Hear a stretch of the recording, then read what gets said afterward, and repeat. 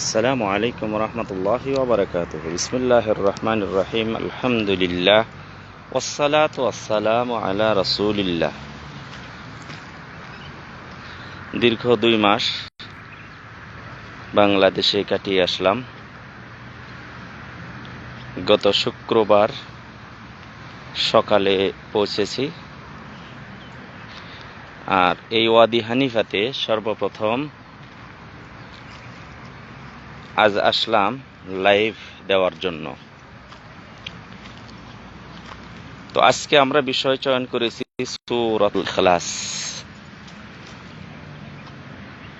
আপনাদের কাছে অনুরোধ, যে সূরাগুলি ছাড়া সালাত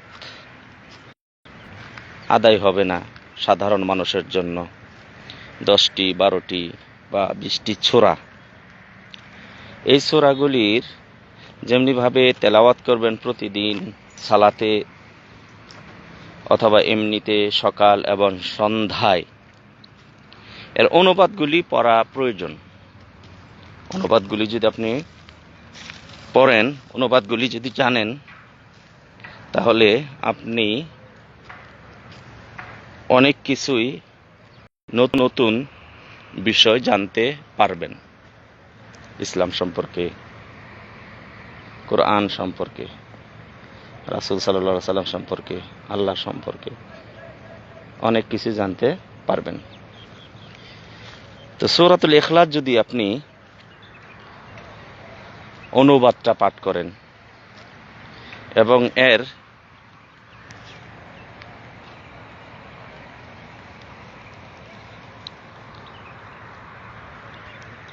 অবতীর্ণের সময় বা প্রেক্ষাপটটা যদি জানেন, তাহলে আপনি অনেক কিছু জানতে পারবেন। নাজরানের ইহুদি দল রাসূলুল্লাহ সাল্লাল্লাহু আলাইহি ওয়াসাল্লামের সাথে সাক্ষাৎ করতে এসেছিল নাজরান থেকে, বর্তমানে ইয়ামান সীমান্ত। নাজরান বর্তমানে সৌদি আরবের একটি প্রদেশ। সেই নাজরান থেকে এসে একটি দল, প্রতিনিধি দল ইহুদিদের, তাদের সাথে তাদের বিজ্ঞ আলেম ছিল, এসে রাসূল সাল্লাল্লাহু আলাইহি সাল্লামকে সর্বপ্রথম যে বিষয়টি সম্পর্কে প্রশ্ন করলো, তারা এই কারণে করলো যে ইসলাম, প্রকৃত ইসলাম এবং খ্রিস্টানদের মাঝে যে বিষয়টি নিয়ে দ্বন্দ্ব, সেটি হলো ইলাহ। ইলাহ কয়জন, ইলাহ কয়জন, এ নিয়ে দ্বন্দ্ব। তারা তো মনে করে যে ইলাহ পিতা, পুত্র, পবিত্র আত্মা, অর্থাৎ আল্লাহ, ঈসা এবং মারিয়াম। তো প্রকৃত ইলাহ এর পরিচয়টা কি? প্রকৃত ইলাহ এর পরিচয় সম্পর্কে জানতে চাইল সেই নাজরানের ইহুদি প্রতিনিধি দল। রাসূল সাল্লাল্লাহু আলাইহি ওয়াসাল্লাম চুপ থাকলেন, উত্তর দিলেন না। কেননা ওহী ছাড়া তিনি উত্তর দেন না। তখন কিছুক্ষণ পর কোরআনের এই ছোট আয়াতটি নাজিল হলো, সূরাতুল ইখলাস।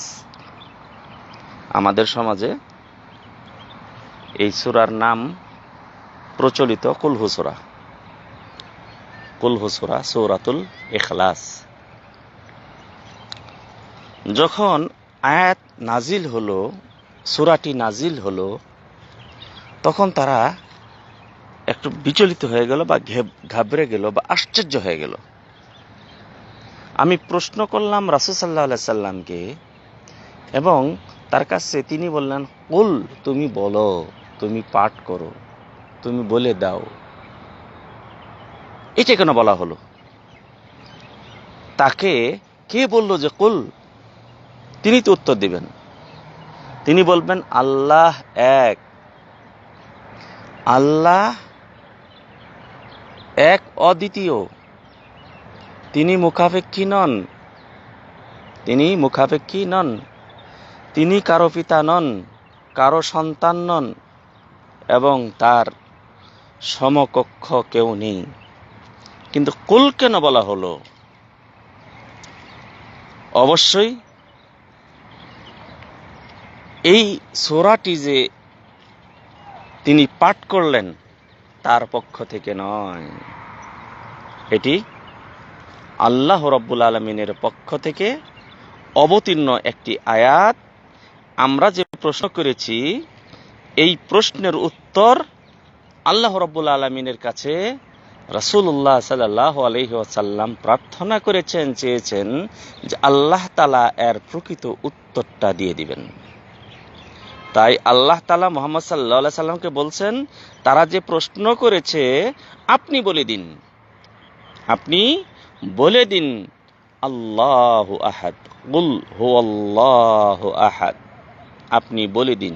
অর্থাৎ এর যে উৎস, এই উৎস নবী মুহাম্মদ সাল্লাল্লাহু আলাইহি সাল্লাম নিজে নন, এর উৎস হলো রাসূল আল্লাহ রাব্বুল আলামিনের পক্ষ থেকে অবতীর্ণ জিবরিল আলাইহিস সালাতু ওয়াস সালামের মাধ্যমে অবতীর্ণ হয়েছে, এবং এর যে উৎস সেটি হলো মহান রাব্বুল আলামিন। তাহলে এইভাবে যদি আপনি আল কোরআনের আয়াতগুলি, যদি যে আয়াতগুলি, সূরাগুলি, যে ছোট ছোট সূরাগুলি আপনি পাঠ করবেন, এই সূরাগুলি যদি আপনি অর্থ জানেন, তাহলে আপনার কাছে সব স্পষ্ট হয়ে যাবে যে জ্ঞান আহরণের যে প্রকৃত যে কিতাব, প্রকৃত যে বিষয়, প্রকৃত যে জ্ঞান, সেটি হলো মহাগ্রন্থ আল কোরআন এবং রাসূলুল্লাহ সাল্লাল্লাহু আলাইহি ওয়াসাল্লামের সহিহ সুন্নাহ, সহিহ হাদিসগুলি। এই জন্য আমরা বলি যে আপনি যখন কোরআন তেলাওয়াত করবেন, অনুবাদ সহকারে তেলাওয়াত করুন। অনুবাদ সহকারে তেলাওয়াত করলে আপনার কাছে কোরআনের প্রকৃত পরিচয় আপনি পেয়ে যাবেন, রাসূল সাল্লাল্লাহু আলাইহি সাল্লামের প্রকৃত পরিচয় আপনি পেয়ে যাবেন, ইসলামের প্রকৃত পরিচয় আপনি পেয়ে যাবেন। যেমনিভাবে এই সূরাতুল ইখলাসে আমরা যেভাবে এই বিষয়টি আমরা জানতে পারলাম। নাজরানের ইহুদিরা তখন আশ্চর্য হয়ে গেল যে আমরা যে মনে করছিলাম রাসূলুল্লাহ সাল্লাল্লাহু আলাইহি ওয়াসাল্লাম অর্থাৎ মুহাম্মদ যেভাবে নবুয়তি দাবি করছে, হয়তো বা নিজের পক্ষ থেকে এগুলি বানিয়ে বানিয়ে বলছে, কিন্তু যখন তাকে আমরা প্রশ্ন করলাম আল্লাহ রাব্বুল আলামিনের পরিচয় দান করুন, আমাদের কাছে আল্লাহর পরিচয় হলো আল্লাহ, তিনি হলেন পিতা, আর ঈসা আলাইহিস সালাতু ওয়াস সালাম হলো আল্লাহর সন্তান, এবং তার মা হলো আল্লাহ রাব্বুল আলামিনের স্ত্রী। কিন্তু প্রকৃত অর্থে আজকে আমরা জানতে পারলাম যে ইসলামের ভিতরে, ইসলাম যে উৎস থেকে রাসূল সাল্লাল্লাহু আলাইহি সাল্লামের কাছে যে প্রত্যাদেশ, তিনি যে কথাগুলি বলেন, কোন উৎস থেকে আসে, সেটি হলো মহান রাব্বুল আলামিনের পক্ষ থেকে। তখন তারা ইসলাম গ্রহণ করতে বাধ্য হয়েছিল। তো যাই হোক, আমরা যে সূরাগুলি 10টি, 12টি, 15টি বা 20টি সূরা যেগুলি আমরা সবসময় পাঠ করে থাকি, এর অনুবাদগুলি আমরা জানব। এই অনুবাদগুলি আমরা জানব। তো সূরাতুল ইখলাস আমরা যদি পাঠ করি লাভটা কি হবে? এই সূরাতুল ইখলাস হলো কোরআনের 1/3। এই সূরাটা পাঠ করলে, অর্থাৎ 3 বার কোরআন যদি পাঠ করি, তাহলে কোরআন একবার কোরআন তেলাওয়াত, মানে কোরআন খতমের সওয়াব হয়ে যাবে। এগুলি আমরা পাঠ করব, এবং আমরা প্রত্যহ সকাল সন্ধ্যা পাঠ করব। ফজরের পর 3 বার পাঠ করব, মাগরিবের পর 3 বার পাঠ করে যখনই সময় পাবো এই সূরাটি আমরা পাঠ করব। এবং আপনাদের কাছে অনুরোধ থাকলো, আপনারা এই ছোট ছোট সূরাগুলি অনুবাদ অবশ্যই জানবেন। আল্লাহ রাব্বুল আলামিনের কাছে দোয়া করি, আল্লাহ রাব্বুল আলামিন যেন প্রকৃত জ্ঞান অর্জন করার তৌফিক দান করেন। আসসালামু আলাইকুম ওয়া রাহমাতুল্লাহি ওয়া বারাকাতুহু।